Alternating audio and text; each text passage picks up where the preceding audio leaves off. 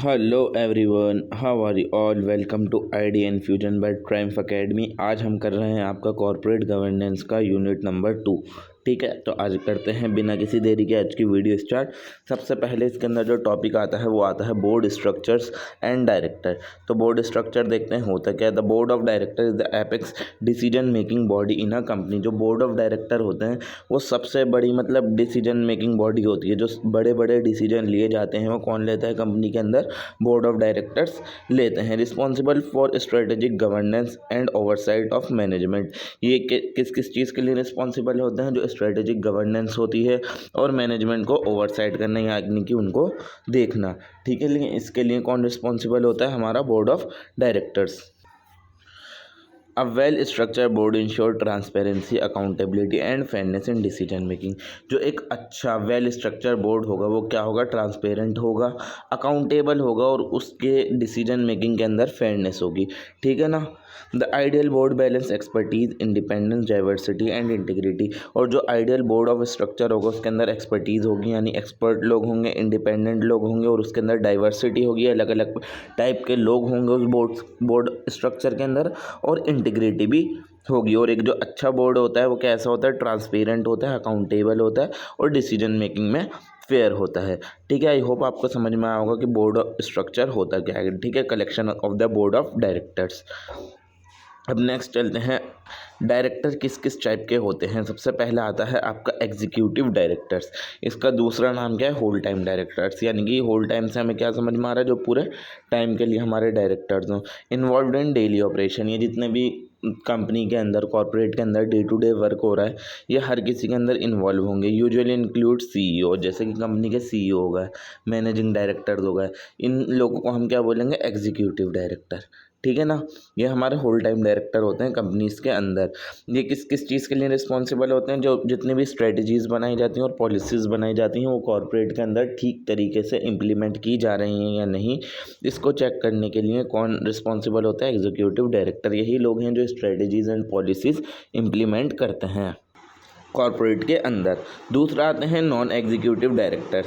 Executive वो जो day to day operation के अंदर इंक्लूड है, नॉन एग्जीक्यूटिव वो होगा जो डे टू डे ऑपरेशन के अंदर यानी डेली ऑपरेशंस के अंदर इंक्लूड नहीं है। Provide an objective view in the decision making process. ये बस अपना एक डिसीजन मेकिंग प्रोसेस के अंदर अपना व्यू रखते हैं कि ऐसा होना चाहिए, ऐसा नहीं होना चाहिए। इनका यही काम होता है। Help in preventing managerial dominance. Managerial dominance ना हो, यानी कि एग्जीक्यूटिव डायरेक्टर अपने आप को सब कुछ ना समझ ले, बहुत बड़ा ना समझ लें।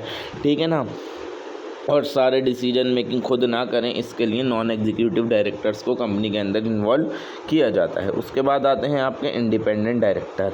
Do not have any material or pecuniary relationship with the company. इनका कंपनी से कोई ताल्लुक ही नहीं होता, कोई लेना देना नहीं होता, कहीं से कहीं तक कुछ कनेक्शन इन लोगों का नहीं होता। एज पर SEBI LODR, at least 1/3 of the board in listed company must be independent. ठीक है, कि अगर हम सेबी के LODR के अकॉर्डिंग देखें तो 1/3 जो है बोर्ड लिस्टेड कंपनीज का इंडिपेंडेंट होना ज़रूरी है। ठीक है। The ensure check and balance on executive powers. ये एग्जीक्यूटिव डायरेक्टर जो है वो अपनी पावर्स का गलत इस्तेमाल तो नहीं कर रहा है। ठीक है, ये सब चेक करना किसका काम होता है? इंडिपेंडेंट डायरेक्टर का। अब बोर्ड का साइज़ क्या होना चाहिए, कंपोजिशन क्या होनी चाहिए, वो देखते हैं। Board should be appropriately sized. ठीक है ना, ठीक मैनर में होना चाहिए, ना तो बहुत कम होना चाहिए ना कुछ ज़्यादा होना चाहिए। अगर बहुत सारे लोग हो गए बोर्ड स्ट्रक्चर के अंदर तो पर्सपेक्टिव लोगों के अलग अलग होंगे। 1000 लोग होंगे, 1000 लोग अलग बातें करेंगे, किसी भी एक डिसीजन पर नहीं पहुंच सकेंगे। ठीक है ना। अगर स्मॉल हो गया तो लैक ऑफ पर्सपेक्टिव होगा। ठीक है, कि यानी कि हमारे पास ज़्यादा ऑप्शन नहीं होंगे सोचने के लिए कि क्या करना चाहिए क्या नहीं। 1-2 लोग दिमाग लगा रहे हैं और हो ही नहीं पा रही कुछ चीज़, और जब कुछ ज़्यादा ही एक्स्ट्रा लोग हो गए तो इनएफिशिएंसी होगी, फालतू की बातें करने लग जाएंगे, मेन टॉपिक पर ध्यान नहीं देंगे। नेक्स्ट जो होना है कि डाइवर्सिटी होनी चाहिए। ठीक है, अलग अलग स्किल्स के लोग होने चाहिए बोर्ड स्ट्रक्चर के अंदर, अलग अलग जेंडर्स के लोग होने चाहिए और हर किसी का एक्सपीरियंस अलग होना चाहिए एक दूसरे के एक्सपीरियंस से। तो इतनी डाइवर्सिटी मिलाकर एक अच्छा बोर्ड स्ट्रक्चर हमारा बनेगा। Board refreshment, periodic change in board member. ये बोर्ड रिफ्रेशमेंट का कि time to time board members को चेंज कर देना। ठीक है ना, इससे ये होगा कि कंपनीज़ के अंदर नए पर्सपेक्टिव आएंगे, नए लोग आएंगे, उनकी नई सोच होगी, उसके हिसाब से हमारी कंपनी अच्छा ग्रो कर सकती है। ठीक है।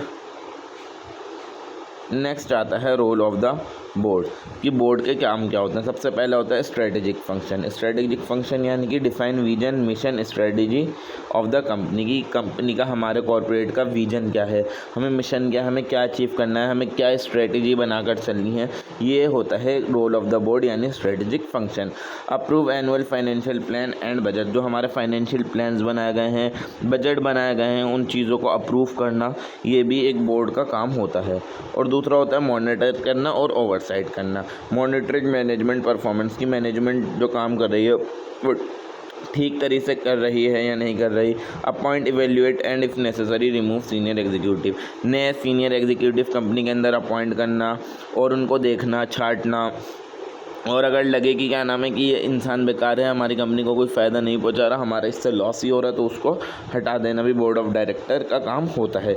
ओवरसी रिस्क मैनेजमेंट प्रोसेस, की रिस्क मैनेजमेंट प्रोसेस जो चल रहा है उनको ओवरसी करना, कि वो ठीक तरीके से चल रहे हैं या फिर नहीं चल रहा है। फिड्यूशरी ड्यूटीज़ भी होती हैं। Duty of care, making informed and rational decision, यानी कि केयर के साथ काम करें, यानी कि जो भी डिसीजन लें वो इन्फॉर्म्ड होकर लें, कि सारी इन्फॉर्मेशन आपके पास हो तभी डिसीजन लें, और रैशनल डिसीजन लें, किसी के साथ गलत ना हो, एक ऐसा डिसीजन लिया जाए। ड्यूटी ऑफ लॉयल्टी, कि अपनी क्या नाम है कॉर्पोरेट की तरफ लॉयल होना चाहिए बोर्ड ऑफ डायरेक्टर्स को, ठीक है ना। अवॉइड कॉन्फ्लिक्ट्स ऑफ इंटरेस्ट, अगर इंसान लॉयल होगा कॉर्पोरेट की तरफ तो कॉन्फ्लिक्ट ऑफ इंटरेस्ट नहीं होगा। अगर लॉयल नहीं होगा तो वो अपना फ़ायदा सोचेगा, कंपनी का फ़ायदा नहीं सोचेगा। Duty of good faith, acting in the best interest of the company and its stakeholder, की जो मैं कर रहा हूँ काम, ठीक है, उससे कंपनी का फ़ायदा हो और साथ साथ कंपनी के स्टेक होल्डर्स का भी बहुत ज़्यादा फ़ायदा हो, मैं गुड फेथ के लिए काम करूँ। ये भी एक बोर्ड का रोल होता है, बोर्ड ऑफ डायरेक्टर्स का आपके, ठीक है। Ensure legal compliance, ensure adherence to applicable law, SEBI regulation and international policies, यानी जितने भी हमारे देश के अंदर कानून हैं, जो भी सेबी ने रेगुलेशंस निकाल रखी हैं और जो भी हमारी इंटरनल पॉलिसीज़ हैं कंपनी की, उन सब चीज़ों को पर इंश्योर करना कि वो ठीक ढंग से फॉलो की जा रही हैं या नहीं की जा रही।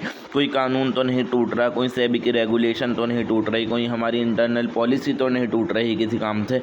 इस चीज़ का पूरा ध्यान रखना भी किसका काम होता है, बोर्ड का काम होता है। प्रमोट एथिकल कल्चर को बहुत ज़्यादा प्रमोट करना और कोड ऑफ कंडक्ट के अंदर सब लोग रहकर काम करें, इस चीज़ को इंश्योर करना भी हमारा बोर्ड का काम होता है, ठीक है। नेक्स्ट आता है हमारा बोर्ड कमिटीज़ और उनके क्या क्या फंक्शन हैं। तो board committees to increase efficiency and specialisation, यानी कि हमारी कंपनी की एफिशिएंसी अच्छी हो, हमारी कंपनी हर मामले के अंदर स्पेशलाइज्ड हो जाए, ठीक है ना। तो ये हमारा मेन फंक्शन होता है बोर्ड कमेटी का। The board delegate task to committee, board अब एक साथ बहुत सारे काम तो कर नहीं सकती, तो बोर्ड्स ने अपनी क्या बना दी हैं, कमेटीज़ बना दी हैं अलग अलग टाइप की, और वो उनको अपना काम देती हैं, और बोर्ड के बिहाफ पर कौन काम करता है, उनकी कमेटीज़ काम करती हैं। अब अलग अलग टाइप की बनाई हैं, अलग अलग काम के लिए, अलग अलग फंक्शंस के लिए बोर्ड ने अपनी अलग अलग कमेटीज़ बना रखी हैं, जिसके अंदर सबसे पहली आती है आपकी ऑडिट कमेटी, ठीक है। Mandatory under companies act 2013 section 177 companies act 2013 के तहत आपको अपनी कंपनी के अंदर ऑडिट कमेटी बनाना मैंडेटरी है। Ensure integrity of financial statement, ताकि फाइनेंशियल स्टेटमेंट्स का पूरा ध्यान रखा जाए, कोई धोखाधड़ी ना हो फाइनेंशियल स्टेटमेंट्स में। इसको कौन चेक करेगा, ऑडिट कमेटी चेक करेगी। Overseas internal control system and risk management, की रिस्क मैनेजमेंट का काम कैसा चल रहा है और इंटरनल कंट्रोल सिस्टम कैसा है हमारी कंपनी का, उस चीज़ को भी ओवरसी कौन करेगा, ऑडिट कमेटी करेगी। Liaises with statutory and internal auditors, यानी इंटरनल ऑडिटर्स के साथ मिलकर काम करना भी ऑडिट कमेटी का पार्ट है।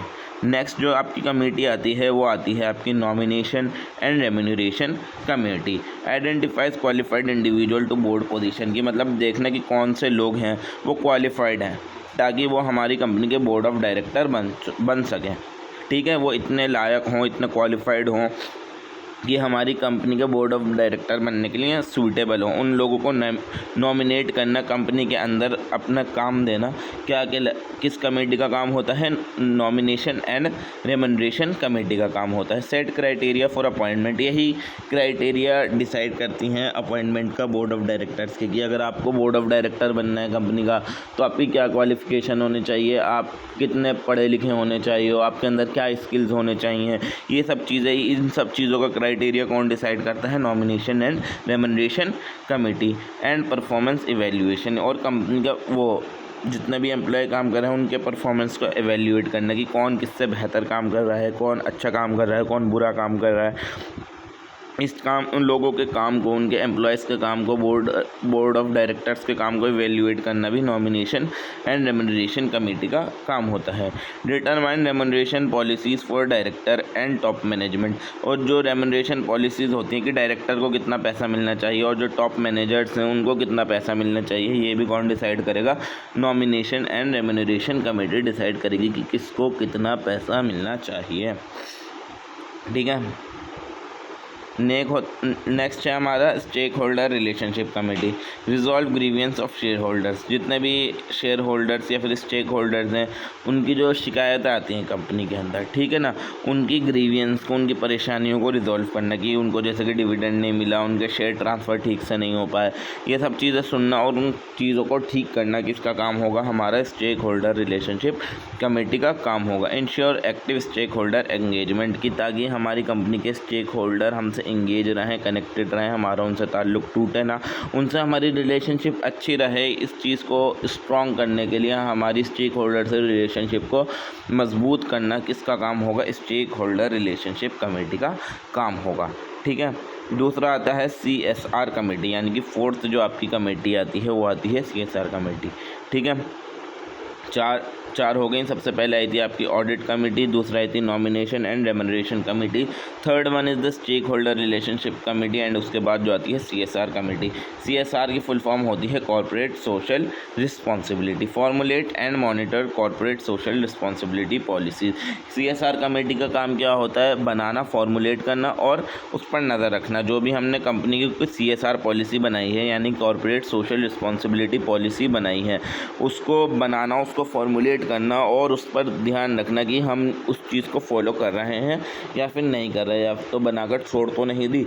ये चीज़ें चेक करना किसका काम होगा? हमारा CSR कमेटी का काम होगा। Ensure compliance with section 135 of the companies act. Companies act 2013 जो है उसका सेक्शन नंबर 135 को फॉलो करते हुए हमने कमेटी बनाई गई, और इसका काम है कि इस चीज़ को फॉलो करना, जो आप हमारा सेक्शन 135 है कंपनीज एक्ट का। Approve CSR activities and budget, इसका काम क्या होता है? CSR एक्टिविटीज़ चेक करना कि कॉर्पोरेट सोशल रिस्पॉन्सिबिलिटी पॉलिसीज़ हमने क्या बनाई है और कितना पैसा उसमें जाएगा, उसका बजट क्या होगा, वो अप्रूव करना भी इसका काम होता है हमारा CSR कमेटी का।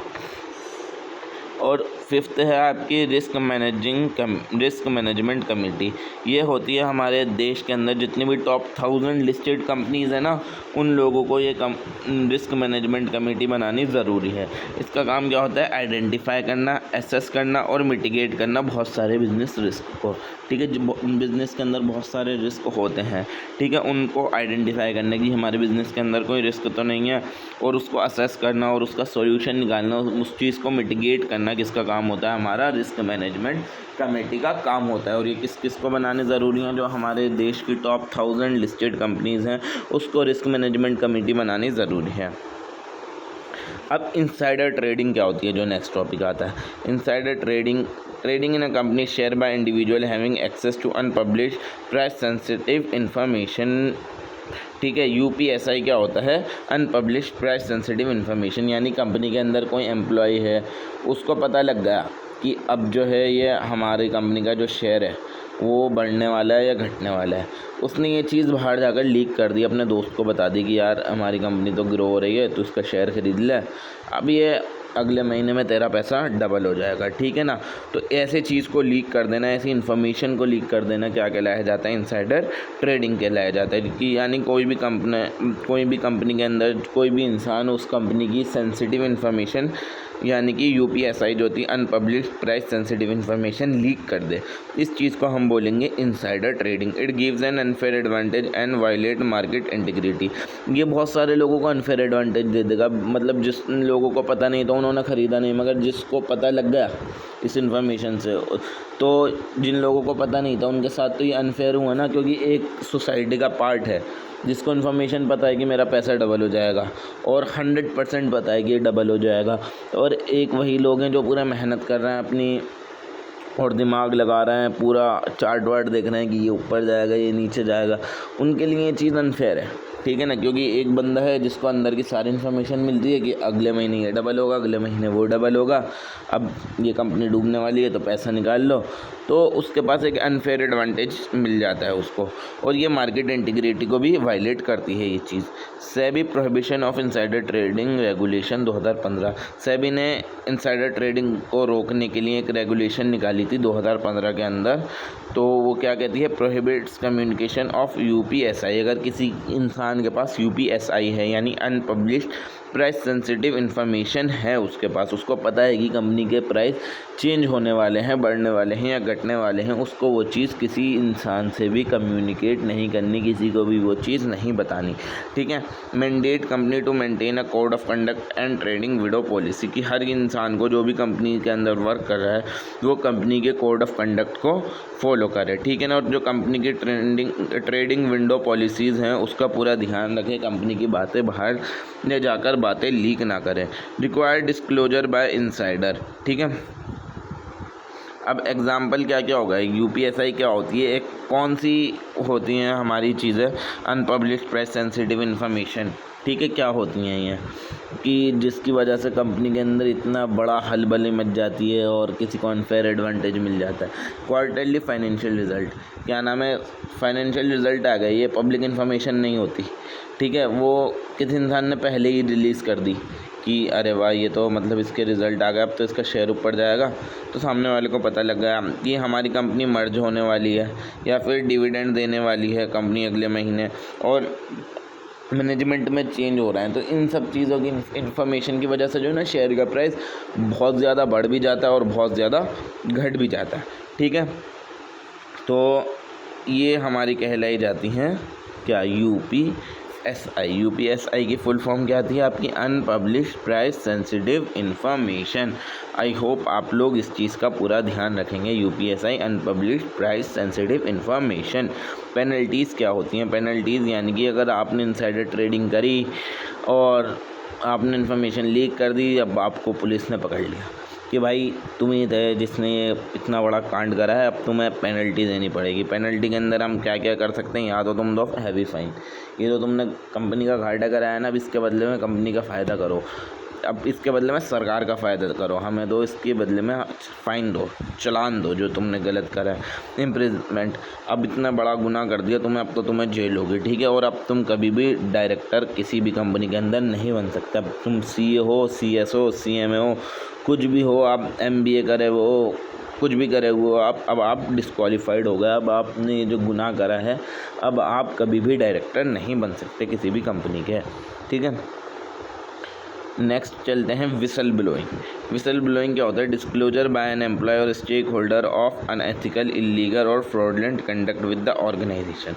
अब कंपनी के अंदर कुछ कांड हो रहा है, ठीक है ना, कंपनी क्या कर रही है, अपने कुछ घोटाला कर रही है अंदर ही अंदर, किसी एम्प्लॉयज़ को वो बात पता लग गई, उसने बाहर जाके बता दिया कि ऐसा ऐसा कंपनी के अंदर घोटाला हो रहा है, तो उस इंसान ने क्या करा, विसल ब्लोइंग कर दिया। विसल ब्लो का मतलब होता है सीटी बजाना। सीटी बजा कर हम क्या करते हैं, लोगों को आगाह करते हैं ना, जैसे आपने गार्ड वगैरह को देखा होगा, टोकना होता है उसे किसी इंसान को, वो सीटी बजा देता है, विसल ब्लो कर देता है। ऐसे ही इस इंसान ने क्या करा, गवर्नमेंट को आगाह कर दिया, पुलिस को आगाह कर दिया कि ये लोग क्या कर रहे हैं, कंपनी के अंदर स्कैम हो रहा है, आप इन पर जो है थोड़ी नज़र रखो, ठीक है। कोई भी कंपनी का एम्प्लॉय है या फिर स्टेक होल्डर है, उसने देख लिया कि कंपनी के अंदर कुछ अनएथिकल चीज़ हो रही है या फिर इलीगल चीज़ हो रही है या फिर कुछ फ्रॉड चल रहा है कंपनी के अंदर, ऑर्गेनाइजेशन के अंदर, कॉर्पोरेट के अंदर, उसने जाकर ये चीज़ बाहर डिस्क्लोज़ कर दी किसी से भी, इस चीज़ को हम क्या बोलेंगे, विसल ब्लोइंग बोलेंगे, ठीक है।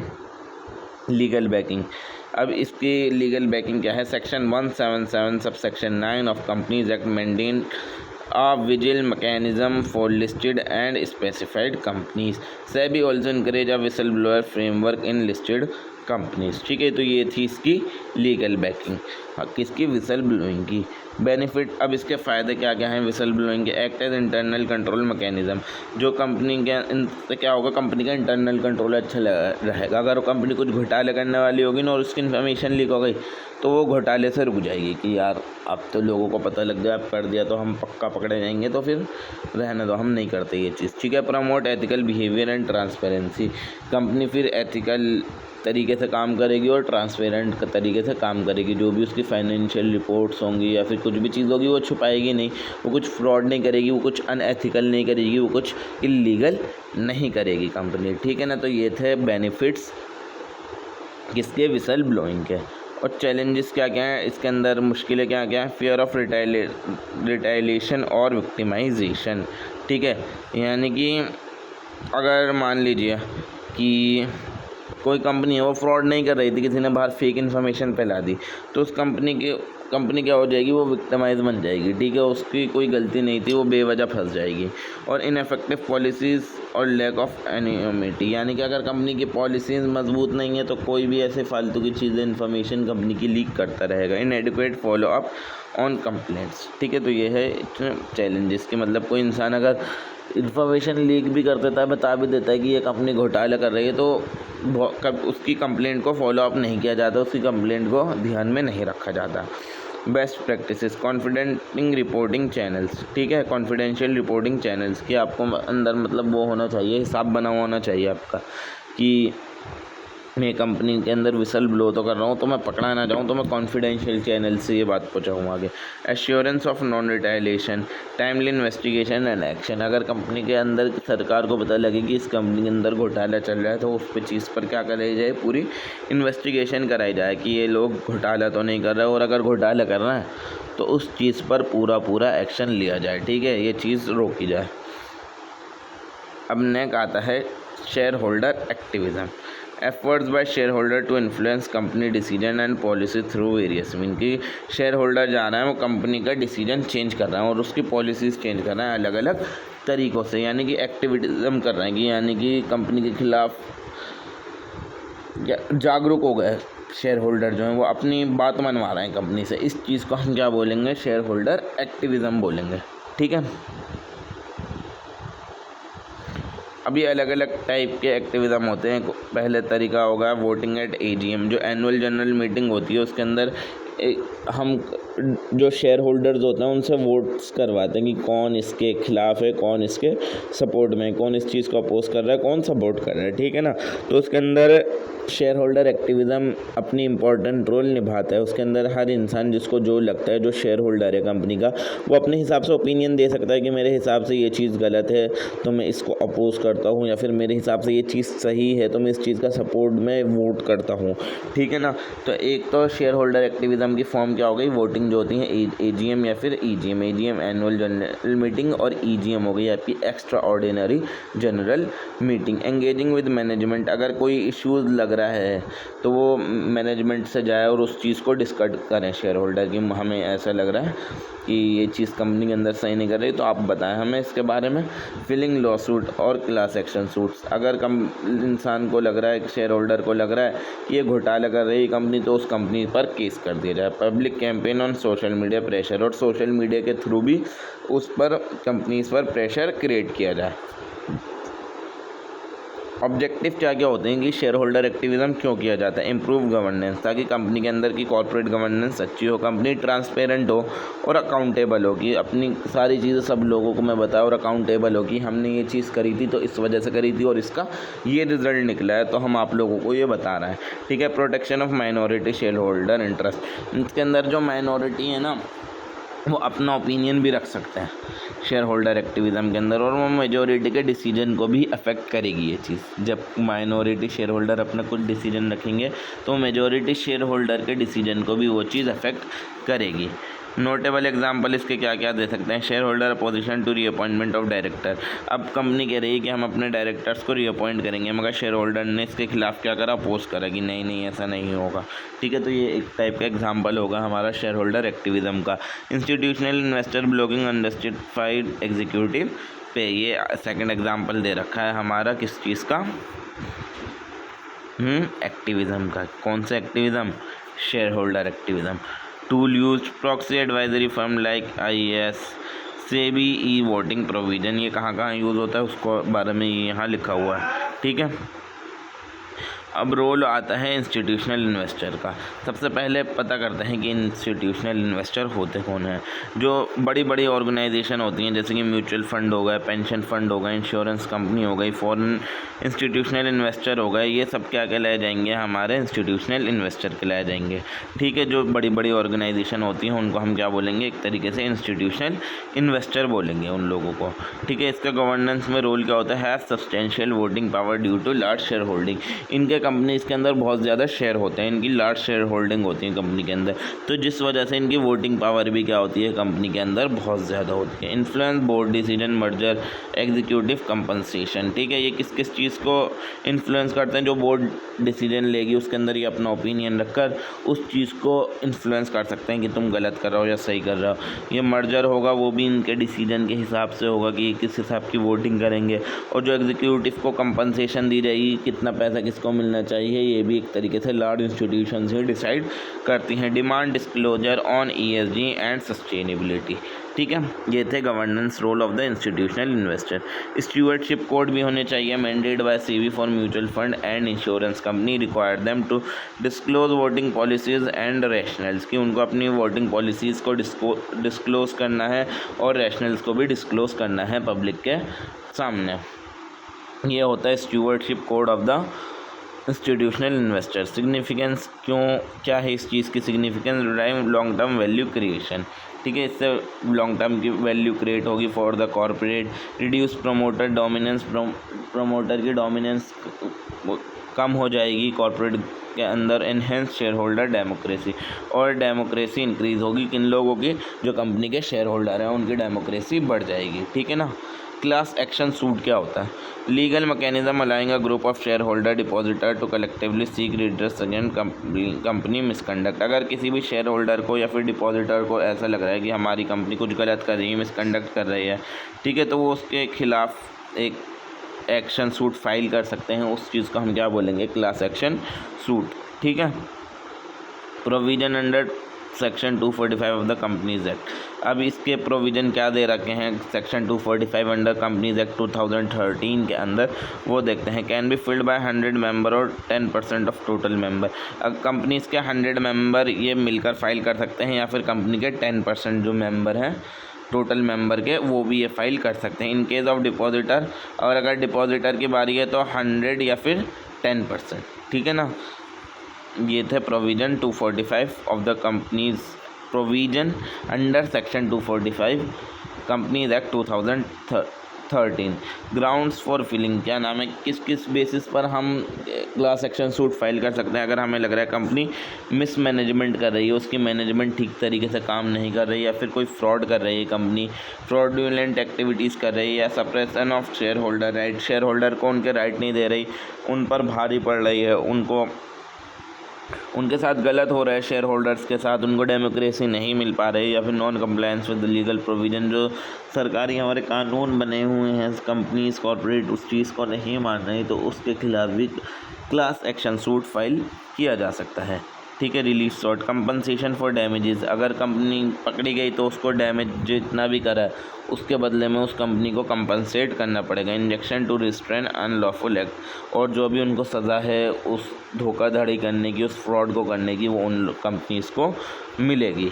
ठीक है। इम्पोर्टेंस क्या है इसकी? प्रोटेक्ट माइनॉरिटी शेयर होल्डर, जो छोटे शेयर होल्डर है, माइनॉरिटी शेयर होल्डर है, उनके राइट को ये प्रोटेक्ट करता है कि वो अपना मतलब एक तरीके से क्लास एक्शन सूट फाइल कर सकते हैं ताकि उनके साथ कुछ गलत ना हो। इनकरेज रिस्पॉन्सिबल मैनेजमेंट बिहेवियर, अगर क्लास एक्शन सूट फाइल का डर होगा कॉरपोरेट को तो वो अपने मैनेजमेंट बिहेवियर के लिए रिस्पॉन्सिबल होंगे और उसको रिस्पॉन्सिबली करेंगे काम को। ठीक है। अब इसके बाद आता है CSR and corporate governance. CSR हमने देख लिया, कॉर्पोरेट सोशल रिस्पॉन्सिबिलिटी होती है, companies commitment to operate in economically, socially and environmentally sustainable manner, कि कंपनी क्या कमिटमेंट करती है कि मैं कैसे काम करूँगी, इकोनॉमिकली, सोशली और एनवायरमेंटली सस्टेनेबल मैनर में काम करूँगी। ठीक है, ये कंपनी की एक कमिटमेंट है। इस कमिटमेंट को हम क्या बोलेंगे, CSR यानी कॉर्पोरेट सोशल रिस्पॉन्सिबिलिटी की। ये कंपनी कमिट कर रही है कि मैं इकोनॉमिकली, सोशली और एनवायरमेंटली सस्टेनेबल तरीके से काम करूँगी। ठीक है, अब इसके लीगल मैंडेट क्या है, सेक्शन 135 के अंदर आते हैं कंपनीज एक्ट के अंदर। ये किस किस कंपनी के लिए एप्लीकेबल है, जिस कंपनी की नेटवर्थ या तो 500 करोड़ है या फिर 500 करोड़ से ज़्यादा है, या फिर जिस कंपनी का टर्नओवर 1000 करोड़ है या 1000 करोड़ से ज़्यादा है, या फिर जो कंपनी नेट प्रॉफिट 5 करोड़ या फिर मोर देन 5 करोड़ कमा रही है, उसके लिए CSR करना मैंडेटरी है। ठीक है ना।